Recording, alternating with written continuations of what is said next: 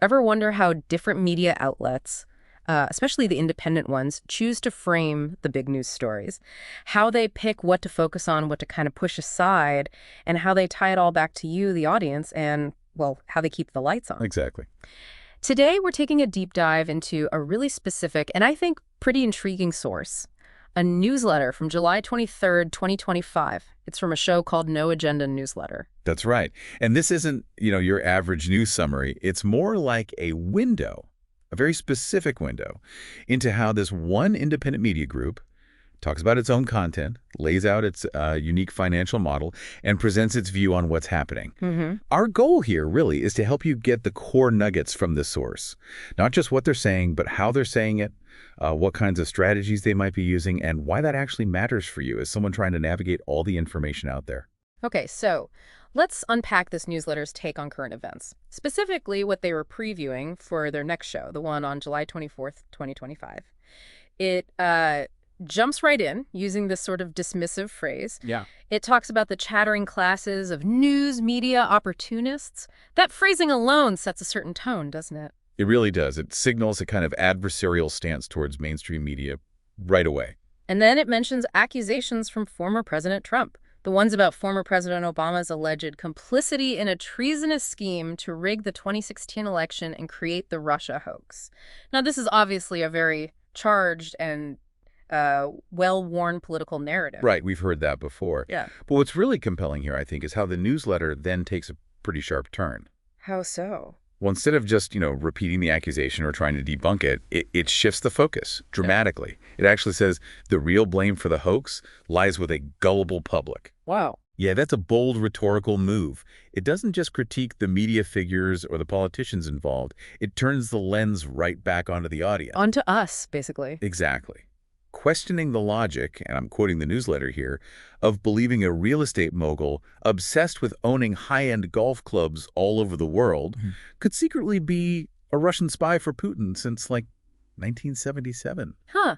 So it's almost challenging the listener's own judgment. Precisely. It forces you to think about your own role in how information spreads and takes hold. And it doesn't stop there, does it? It brings up other things. No, it keeps weaving this narrative. Like former President Obama insulting Trump back at that White House Correspondents' Dinner, maybe around 2015. It frames those insults as a sort of precursor, a setup for what the newsletter calls the misery Trump was subjected to during his first 4 years in office. And that misery, according to them, is directly because of Obama and John Brennan.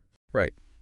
And then connecting the dots further, this narrative ties into what they call recent Tulsi Gabbard, DNI, revelations about corrupt practices in the CIA in 2015 forward, specifically during Brennan's time there. DNI being Director of National Intelligence, a pretty senior role. Exactly. So they're suggesting these revelations from someone like Gabbard add weight to their claims about the CIA. It's all part of building this larger conspiracy narrative. But then what about the impact? How do they frame how important all this actually is? Because that seems a bit contradictory. It really is. That's a key point. On one hand, the newsletter explicitly says, and I quote, "In reality, none of this affects everyday Americans doing what they do." Okay, so it doesn't matter to regular people. That's what they say there.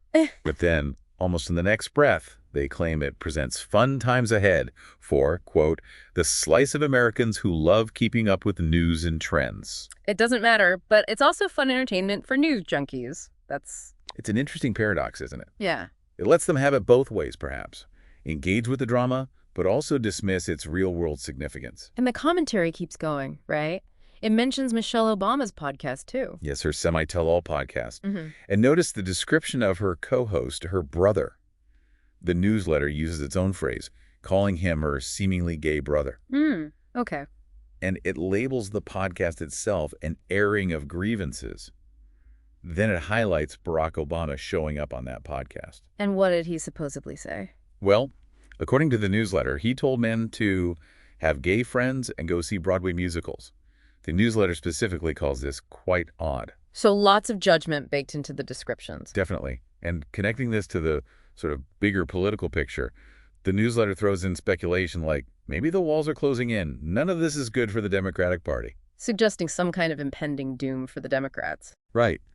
But then, almost immediately, it dismisses all of it. These narratives, the Colbert stuff, the Epstein controversies, as, quote, All soap opera stuff outside of anything actually important like world peace or the starving poor. Wow. So build it all up and then knock it down is just fluff. It's a fascinating strategy, isn't it? Yeah. It allows them to dive into sensational topics, keep that news-loving audience engaged, but then sidestep maybe the factual burden by framing it all as just entertainment. Even while calling themselves true independent media. Exactly. It lets them participate in the media spectacle while simultaneously critiquing it. They're clearly not afraid of controversial takes or framing things in a very particular way. Which brings us back to that question. How do they manage this? How do they get away with this kind of unfiltered commentary without the usual pressures you might expect? Yeah, how do they operate? Well, that's where their whole identity comes in. This no agenda newsletter positions itself very clearly as your true independent media. It says point blank that it covers and analyzes news without interference. And the reason? Because, they claim, it's not owned by a large corporation nor beholden to advertisers. They really emphasize that independence. Right. That's their core value proposition, it seems. Which leads us directly to, well, how do they pay the bills? Exactly. How do they sustain this model? The newsletter is very upfront about it. It stresses the show is solely supported by you, meaning the listener. And they use pretty strong language.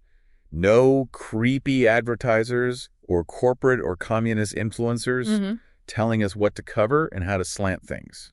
That word creepy is quite evocative. It definitely paints a picture. It does. And they lay out multiple ways for listeners to contribute. It's a very direct, transparent listener support model, a big contrast to traditional media relying on ads or corporate money, which, can bring its own set of pressures. So what are some of these ways? They get pretty creative, don't they? They really do. For instance, there's this special offer, a no-agenda PhD in media deconstruction. A PhD, like an actual degree. Well, not an academic one, obviously. It seems more like a clever branding or gamification thing. It's pitched as a 3-for-super deal, valid until August 1st. Okay. And what do you get?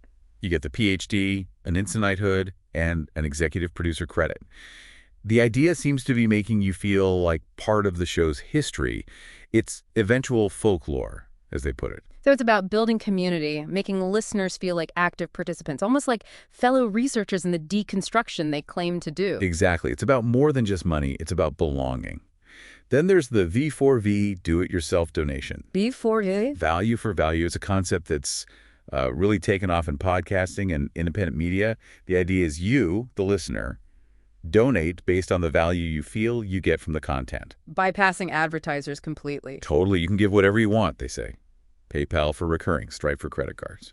And they frame it very personally. The newsletter actually says, donating is love. Turning a transaction into like an act of support. Yeah, it personalizes the whole appeal. That's definitely creative. What else? Are there more standard options? Oh, yeah. There's a regular EP or executive producer donation.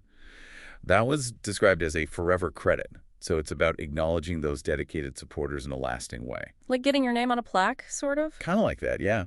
And for people who prefer, the old school methods, you can send a check. They give a P.O. box in El Cerrito, California. And they even mention foreign checks. They do. Non-USA checks written in foreign currency are accepted, which really signals they have or want a global audience.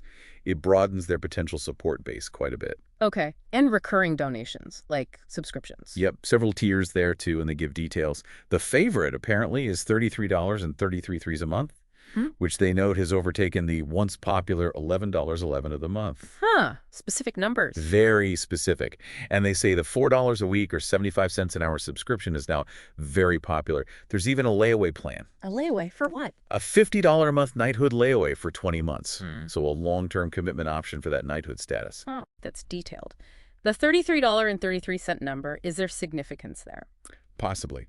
Numbers like that often act as like psychological anchors in donation models. Yeah. It feels specific, maybe like a sweet spot contribution level for committed fans. It suggests a strong community connection more than just a random donation. So this whole transparent direct funding model that's presented as the key to their freedom. Absolutely. That's the core argument.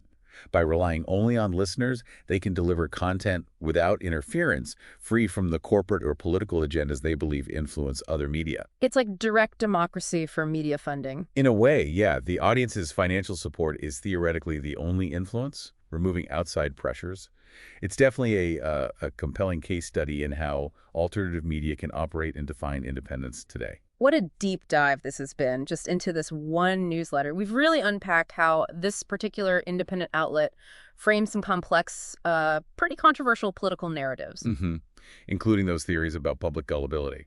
Right. And then contrasting that with its own self-proclaimed role as basically entertainment. While also pulling back the curtain on this very distinctive listener-funded model that they argue makes their unique voice possible. You can really see how they carefully position both their content and their, well, financial independence. Yeah, it gives us a fascinating glimpse into a slice of the media world that throws out the traditional advertising model in favor of direct listener cash. Yeah. And that shapes everything, the content, the tone, how the audience sees their role in it all. So thinking about all this, what really stands out to you about how this kind of media works, or maybe how it gets listeners involved so directly, so explicitly? That's a great point to land on. It really raises a bigger question for all of us, doesn't it? In this world where we're just flooded with information and the media landscape feels so fragmented, how much does understanding where the money comes from and what a source says its mission is actually help you?